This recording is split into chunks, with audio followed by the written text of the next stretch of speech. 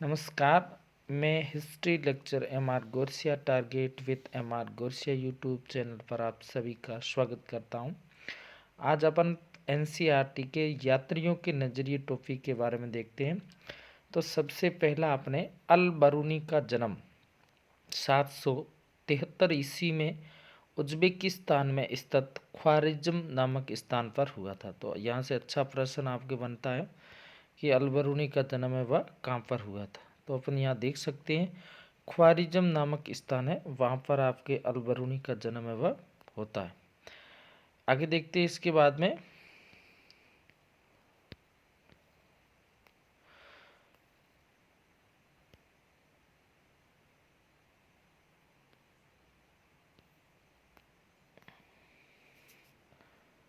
आगे इसके बाद में अपन देखते हैं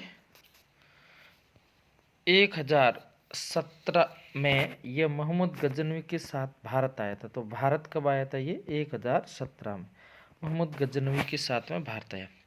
अल बरूनी कई भाषाओं का ज्ञाता था। ये कई भाषाओं का ज्ञाता था, जिसमें आपके सीरियाई, हिब्रू, फारसी, संस्कृत आदि आती है। उसके बाद में अपन देखते हैं पतंजलि की संस्कृत व्याकरण का अरबी में अनुवाद अल बरूनी ने किया। पतंजलि की जो व्याकरण थी उसका अरबी में अनुवाद किया था। यूलिक्स जो कि यूनानी गणित था, उसके कार्यों का संस्कृत में अनुवाद भी अल बरूनी ने किया था। अल बरूनी ने वर्ण व्यवस्था के बारे में बताया, 4 वर्णों के बारे में भी बताया था। अल बरूनी ने अरबी भाषा में किताबुल हिंद लिखी। बहुत अच्छा प्रश्न है। अरबी भाषा में कौन सी भाषा में लिखी थी? अल बरूनी ने अरबी भाषा में। किताब का नाम है किताबुल हिंद।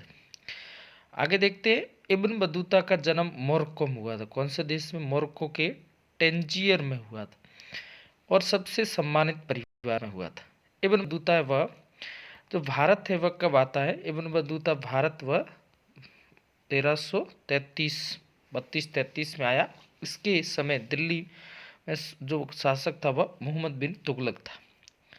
आगे देखते मोहम्मद तुगलक ने इब्न बतूता की विद्वता से प्रभावित होकर उससे दिल्ली का काजी का तात्पर्य न्यायाधीश नियुक्त किया था दिल्ली का।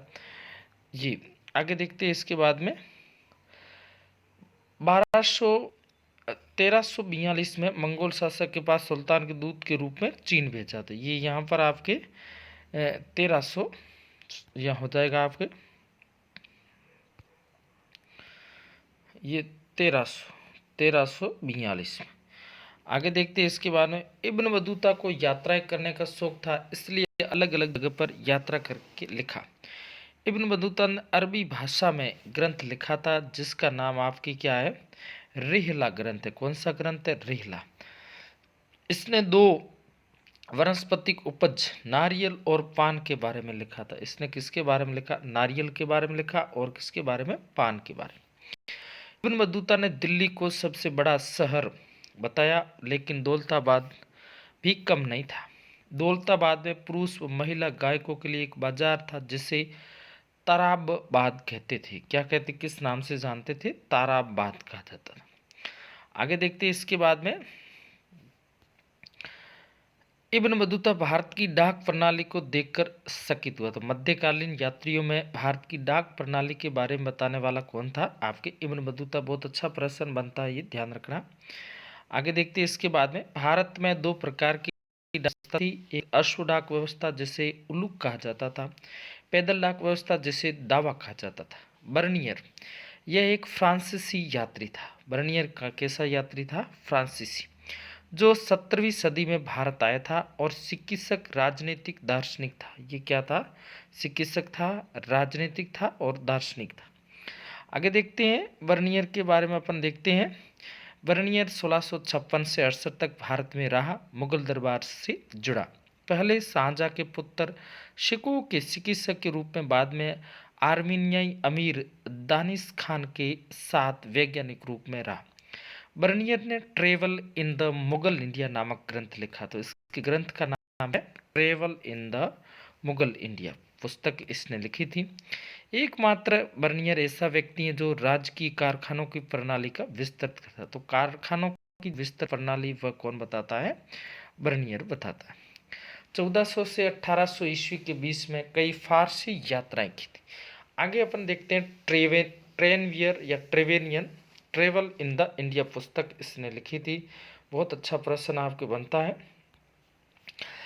अब्दुल रज्जाक समरकंदी जिसने 1440 के दशक में दक्षिण भारत की यात्राएं की। मोहम्मद वली बल्खी ने 1620 के दशक में व्यापक रूप से भारत की यात्रा। शेख अली हाजी ने 1740 में उत्तर भारत। अब्दुल रज्जाक ने कालीकट बंदरगाह के तट पर बसे लोगों को विचित्र देश बताया था। पेलसर्ट नामक डच यात्री ने 17वीं शताब्दी के आरंभिक दशक में उपमहाद्वीप की यात्राएं की। बारबोसा ने 1518 में भारत की यात्रा की। पीटर मूडी इंग्लैंड का यात्री था। कहाँ का था पीटर मूडी? इंग्लैंड का। अच्छा प्रश्न बनता है। मार्क पोलो इटली का था।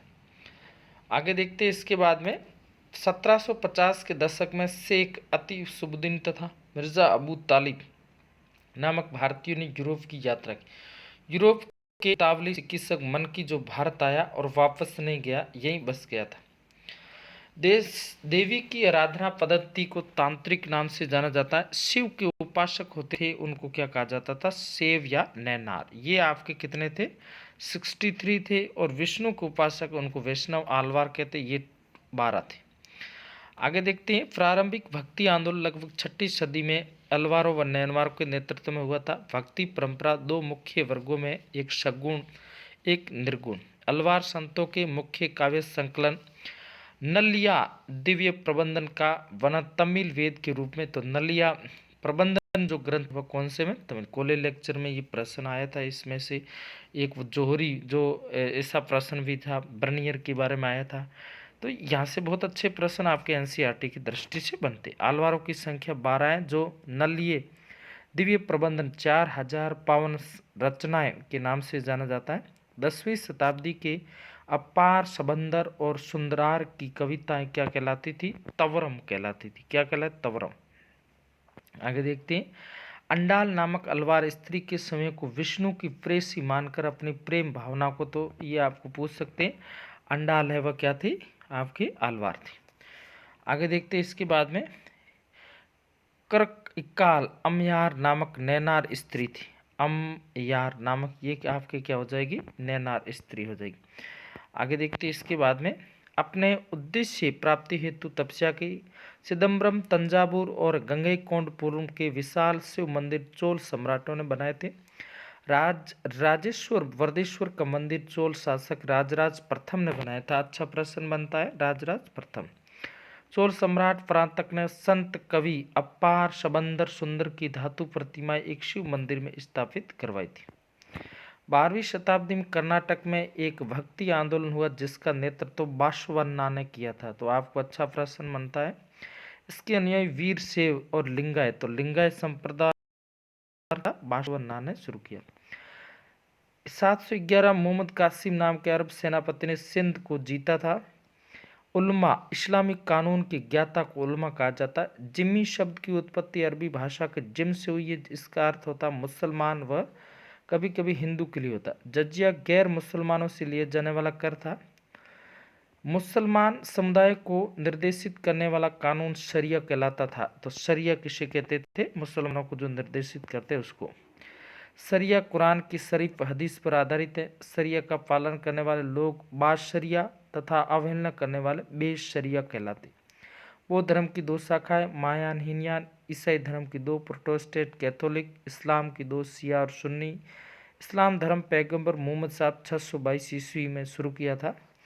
इसकी प्रमुख शिक्षा अल्लाह एक है, पैगंबर इनके दूत है, दिन में 5 बार नमाज पढ़नी चाहिए, खैरात बांटनी चाहिए, रमजान के महीने में रोजे रखने चाहिए, हज के दिन मक्का जाना चाहिए। गढ़वाल अभिलेखों में तुर्की मुसलमानों को तुर्क कहा गया। बहुत सा प्रश्न है, तुर्क किसे कहते हैं?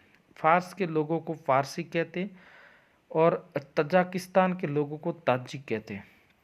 श्रीनगर की झेलम नदी के किनारे बनी शाह हमदान मस्जिद कश्मीर की सभी मस्जिदों मुकुट का नगीना समझी जाती है। सूफीवाद कुछ लोगों का झुकाव रहस्यवाद व आध्यात्मिक वैराग्य की ओर था, इन्हें सूफी कहा जाता है। सूफी 19वीं सदी में मुद्रित एक अंग्रेजी शब्द है। इस्लामी भाषा में तुष्पक कहा जाता है। सूफी संतों के निवास स्थल को खान का कहते हैं। क्या कहते हैं? खान का कहा जाता है।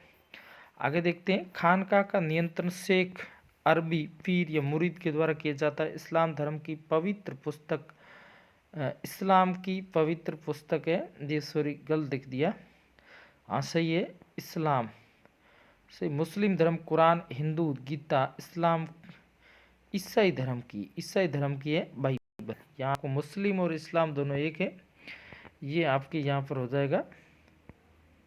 ईसाई धर्म की पवित्र पुस्तक बाइबल है, मुस्लिम की कुरान जिसको इस्लाम कहा जाता है, हिंदू की गीता। आगे देखते हैं, सूफी सिलसिला 12वीं सदी से भारत में गठन हुआ था। उर्स, पीर उन्मा के ईश्वर से मिलन, खानका का तिरस्कार कर रहस्यवादी फकीर का जीवन बिताते थे। थैंक यू, धन्यवाद।